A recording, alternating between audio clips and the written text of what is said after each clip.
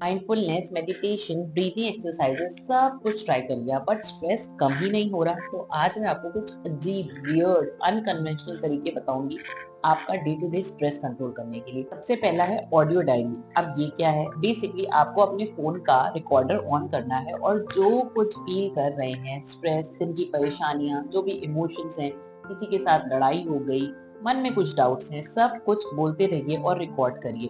Believe me, ये बहुत relaxing होता है। आदमी सुनने पे भी काफी लोगों को रिलैक्स फील होता है और इंसाइट्स मिलती हैं अपने बारे में। दूसरा है कुछ नया करना।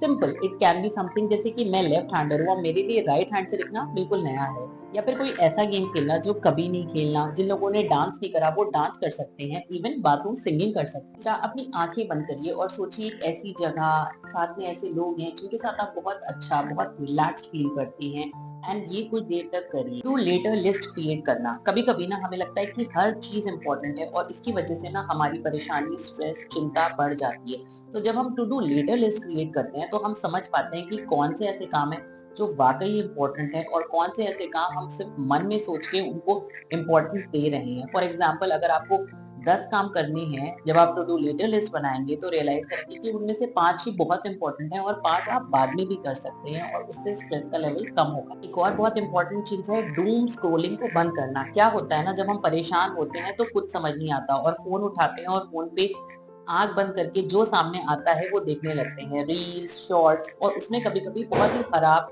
बहुत ही अपसेटिंग, परेशान करने वाला कंटेंट भी देखते हैं। इसी को डूम स्क्रोलिंग कहते हैं। इसकी वजह से आपका स्ट्रेस लेवल बढ़ेगा, तो ये बंद करिए। फोन देखना ही है तो ऐसा कंटेंट देखिए जो आपको अच्छा फील करवाए, आपको कुछ पॉजिटिव मैसेज दे।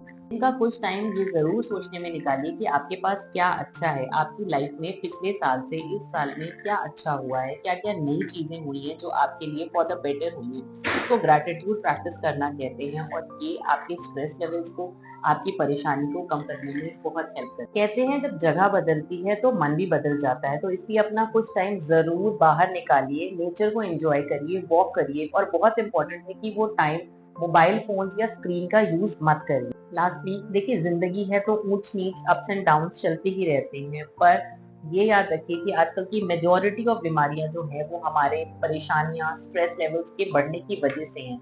तो उसको एक्टिवली कम करना बहुत बहुत जरूरी है हेल्दी रहने के लिए, मेंटली भी और फिजिकली भी। तो इसका खास ख्याल रखिए। Take care.